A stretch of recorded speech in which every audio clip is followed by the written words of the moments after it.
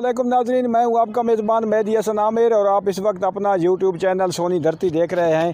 नाज़रीन, आज हमारा विलाग का उन्वान है इंसानी अज़मत। लेकिन विलाग शुरू करने से पहले तमाम दुआएं आपके नाम करते हैं जिन्हें शर्फ़ कबूलियत हासिल हो।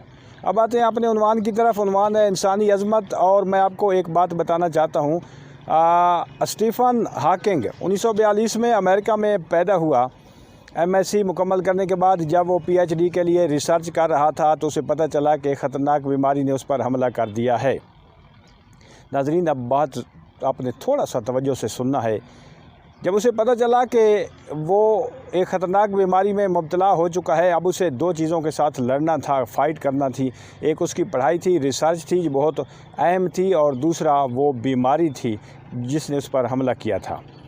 डॉक्टरों ने स्टीफ़न को कह दिया कि वो 1 साल या 2 साल ज़िंदा रहेगा और उसके बाद मौत की आगोश में चला जाएगा। ये सुनना किसी भी इंसान के लिए बहुत तकलीफ़ दे होता है कि वो मरने वाला है, लेकिन स्टीफ़न ने हिम्मत नहीं हारी और अपनी पढ़ाई जारी रखी। आहिस्ता आहिस्ता उसे महसूस हुआ कि वो बेहतर होता जा रहा है।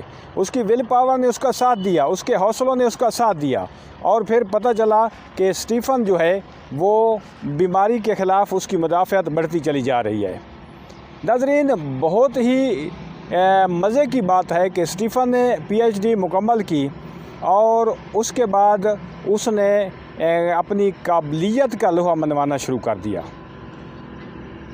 ये भी कहा जाता है कि स्टीफ़न ने इतनी मेहनत की कि आइंस्टाइन के बाद उसे नज़रियाती तिबियात दां माना जाता है, और आज भी लोग कहते हैं कि आइंस्टाइन के बाद स्टीफ़न हॉकिंग है जिसको हम नज़रियाती तिबियात दां मानते हैं। फिर उसे कैम्ब्रिज यूनिवर्सिटी में जो है मैथ के प्रोफेसर के तौर पर मुंतखब किया गया। ये वो कुर्सी है जिस पे बड़े बड़े साइंसदानों को बिठाया जाता है। कामयाबियों ने अब स्टीफ़न का के घर का रास्ता देख लिया था और उसकी कामयाबियां बढ़ती चली जा रही थी। कहाँ बीमारी रह गई, कहाँ वो मुश्किलात रह गई, कहाँ वो जो है स्टीफ़न रह गया जो दिन रात मेहनत कर रहा था। और अब भी उसकी मेहनत जो थी अपनी काबिलियत के हिसाब से उसे मेहनत करना पड़ रही थी, लेकिन मुश्किलात से वो निकल आया था। फिर नाज़रीन, एक और बात भी सुनिए। जब हम कोशिश करते हैं, स्ट्रगल करते हैं, तो बीमारियां भी कमज़ोर पड़ जाती हैं और मुश्किलात भी रास्ता छोड़ देती हैं। हम बुलंदी की तरफ सफ़र हमारा जो है शुरू हो जाता है और मंजिल हमारा मुकद्दर होती है। 1988 में स्टीफ़न की किताब छपी, a brief history of time, और यकीन करें 1 साल में 14 एडिशन इस किताब के शाया हुए।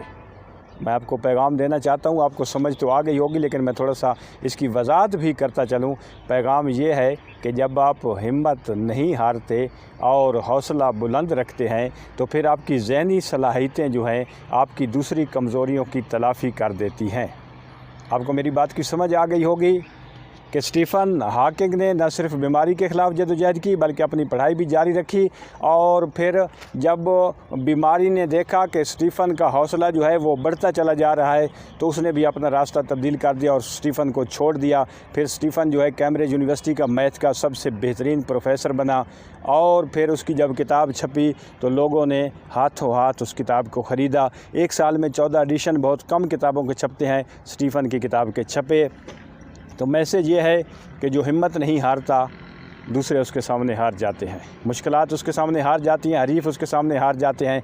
तो आप भी अपने हौसले बुलंद रखिएगा, हिम्मत मत हारिएगा। इंशाअल्लाह कामयाबियाँ इंसान का मुकद्दर होती हैं। इस पैगाम के साथ हमारे चैनल को सब्सक्राइब कीजिए। नए विलाग के साथ फिर मिलेंगे, उस वक्त तक के लिए अल्लाह हाफ़िज़।